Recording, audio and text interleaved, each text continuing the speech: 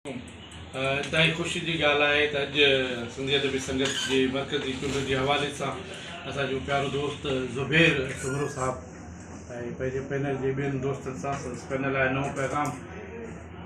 Panel उनजे हवाले सां अॼु काविश आया आहिनि ऐं आउं भलीकार चवां थो सिंधी अदबी संगत जो जेको तारीख़ी किरदारु आहे उन ते मुंहिंजो ख़्यालु आहे ॻाल्हाइण जी त हाणे पंहिंजे वक़्त खे ज़ाइ करण जे बराबरि थींदी। नंढे खंड जी आज़ादी खां वठी अॼु ताईं सिंधी अदबी संगत सिंधी ॿोलीअ जे हवाले सां सिंधी कल्चर जे हवाले सां सिंध जे हवाले सां हिकिड़ो पंहिंजो शानदार किरदारु अदा कंदी रही आहे। सिंधी जे अदीबनि हुन में पंहिंजो भरपूर किरदारु अदा कयो आहे। पर अफ़सोस सां इहो चवणो थो पवे त गुज़िरियल कुझु वक़्त खां सिंधी अदबी संगत जे हवाले सां जेके ख़बरूं अचनि पियूं इहे ख़बरूं कंहिं तरह सां दिलि खे जेको आहे सो ख़ुशि करण वारियूं न आहिनि पर दिलि खे तकलीफ़ ॾियण वारियूं ख़बरूं आहिनि। ऐं इन्हनि ख़बरुनि जे नतीजे में सिंधी अदबी संगत जी जेका सुञाणप आहे या जेका साख आहे उन ते बि आहिस्ते आहिस्ते जेको आहे सो असरु पवे थो। हिननि दोस्तनि हिकिड़ी पंहिंजे नेक नियती सां हिकिड़ी कम जी शुरूआति कई आहे। हिननि हिकिड़ो पैनल ठाहियो आहे। इन्हनि पैनल जे हवाले सां हिननि हिकिड़ो पंहिंजो मंशूर जोड़ियो आहे ऐं मूं ताईं जेको हुनजी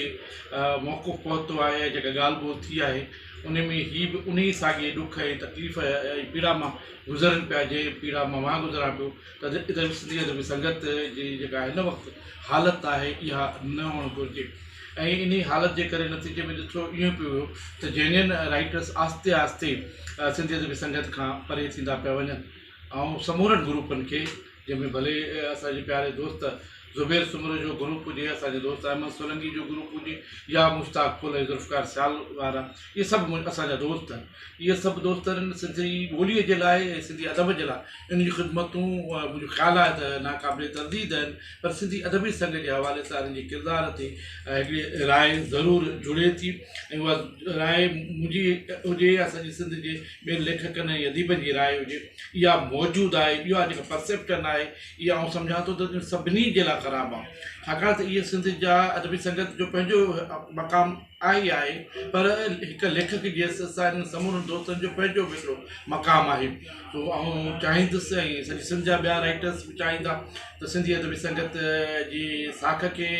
बरक़रार रखियो वञे ऐं सिंधी अदबी संगत जे मक़सदनि लाइ ऐं जी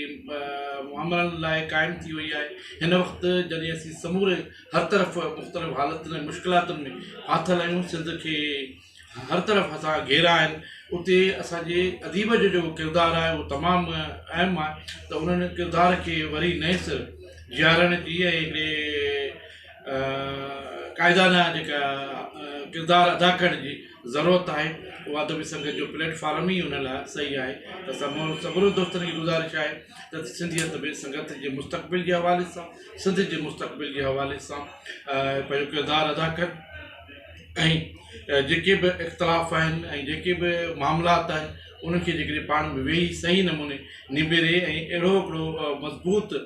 ग्रुप ऐं प्लेटफॉर्म खे नए सिर जीआरीनि जेको अॻे माज़ीअ में बि रहियो आहे ऐं हाणे बि इनशा असीं उमेदु कयूं था त इहे समूरा दोस्त गॾिजी सिंधी अदबी संगत जे हवाले सां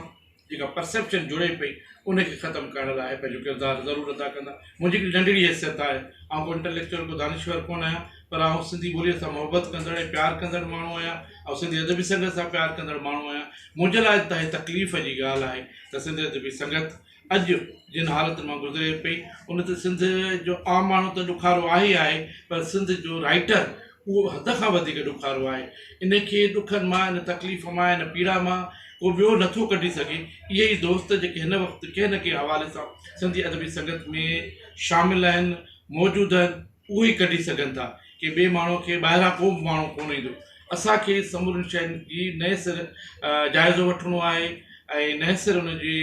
पंहिंजी ग़लतियुनि खे चेक करिणो आहे ऐं इहो ॾिसणो आहे त छा असां ते जो किरदारु आहे असां उहो दुरुस्त नमूने अदा कयूं पिया या न पिया कयूं। ईअं त न थींदो त सुभाणे जो तारीख़ दान असांखे कंहिं सुठे नाले सां यादि करण जे बदिरां असांखे अहिड़े कंहिं नाले सां यादि करे जेको शायदि असांखे बि ॾुखियो लॻे ऐं असांजी ईंदड़ जनरेशन जी आॾो जॾहिं असांजो नालो अहिड़े नमूने वरितो वञे त उहो बि पंहिंजे लाइ सुबकी महसूसु कनि। ऐं सभिनी दोस्तनि जी हिते अचण ते भलीकार चवां थो ऐं उमेदु करियां थो त तव्हां जो नए जज़्बे सां आया आहियो। इंशा अल्लाह ताला अलाह साईं तव्हांखे कामयाबियूं अता कंदो ऐं आउं तव्हां सां गॾु आहियां इंशाअल्लाह।